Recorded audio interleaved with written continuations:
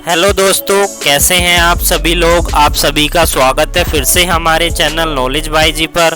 मैं हूं आपका दोस्त अमित कुमार, लेकर आया हूं आपके लिए एक और न्यू इन्फॉर्मेटिव वीडियो। आज हम इस वीडियो में कुछ ऐसी बातों को डिस्कस करेंगे जो एक नए अधिवक्ता, वकील और एडवोकेट के लिए बहुत ही इम्पोर्टेंट इन्फॉर्मेशन है। तो कानून की कुछ ऐसे रसगुल्ले हैं जो आप खाएंगे तो आप ज्ञान पाएंगे। तो चलो खाते हैं और ज्ञान को बढ़ाते हैं। तो समझते हैं क्या क्या इम्पोर्टेंट बातें हैं किसी नए अधिवक्ता के लिए। मैंने कुछ सुझाव दिए इन पॉइंट्स के माध्यम से जो आपके प्रोफेशन में एक अच्छा रोल प्ले करेगा। तो जिन्होंने भी अभी तक चैनल को सब्सक्राइब नहीं किया है, चैनल को सब्सक्राइब कर दीजिए, साथ ही बेल आइकन को ज़रूर दबा दीजिए। तो स्टार्ट करते हैं क्या क्या इम्पोर्टेंट बातें हैं किसी एक न्यू एडवोकेट के लिए। तो सबसे पहली बात है कि किसी भी नए अधिवक्ता, वकील या एडवोकेट को हिंदी और इंग्लिश अथवा उसे अपनी मातृभाषा का पूर्ण ज्ञान होना चाहिए। सबसे इम्पोर्टेंट बात यही है, इसको आप नोट डाउन कर लें। तो जो आपकी मातृभाषा है उसे आप अच्छी तरीके से तैयार करें। इसके अलावा आपको इंग्लिश की नॉलेज होनी चाहिए। दूसरी बात क्या है कि किसी भी एक नए अधिवक्ता या एडवोकेट या वकील को कार्य सीखने के लिए जिस अधिवक्ता के साथ वो कार्य सीख रहा है उसकी कही हुई बातों का उसे पालन करना चाहिए। अगर वो उसकी कही हुई बातों का पालन नहीं करता है तो वहाँ पर वो सारी बातों को, सारी इन्फॉर्मेशन को नहीं ले पाएगा एडवोकेट के द्वारा जो दी जा रही हैं। अगर वो उनकी बातों का पालन करता है तो वो एक अच्छे एडवोकेट का इम्प्रेशन बनाता है, साथ ही आगे वो एडवोकेट उसे ज़्यादा इन्फॉर्मेशन दे पाएगा। तो दूसरी बात ये थी, इसे आप ज़रूर ध्यान में रखें। तीसरी बात क्या है, जिस अधिवक्ता के पास आप कार्य सीख रहे हैं उसके पास बहुत ज़्यादा और बहुत कम कार्य नहीं होना चाहिए।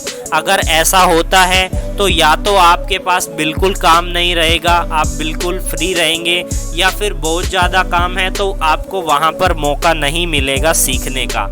और साथ ही आप ये ज़रूर देख लें कि उस एडवोकेट को कम से कम 10 साल का एक्सपीरियंस हो जिस एडवोकेट से आप कार्य को सीख रहे हैं, या किसी एक पर्टिकुलर फील्ड के एडवोकेट से आप वहाँ पर नॉलेज ले रहे हैं या उसके कार्य को सीख रहे हैं। तो ये भी बहुत इम्पोर्टेंट बात है, इसे आप ज़रूर ध्यान में रखें। अगली बात क्या है कि आपको अपनी एक डायरी बनानी है और उसे रोज़ाना अपडेट करना है। उसमें आप अगली सुनवाई की तारीख लिख सकते हैं या केस का नाम लिख सकते हैं। तो डायरी ज़रूर मेंटेन करें, क्योंकि डायरी एक रिकॉर्ड होता है।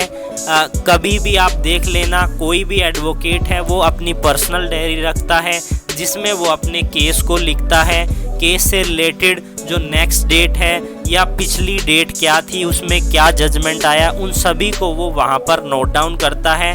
तो सेम तरीका आप सभी न्यू एडवोकेट्स के लिए भी ये एक अच्छी चीज़ है कि आप इस तरीके से करें, एक डायरी को ज़रूर मेंटेन करें।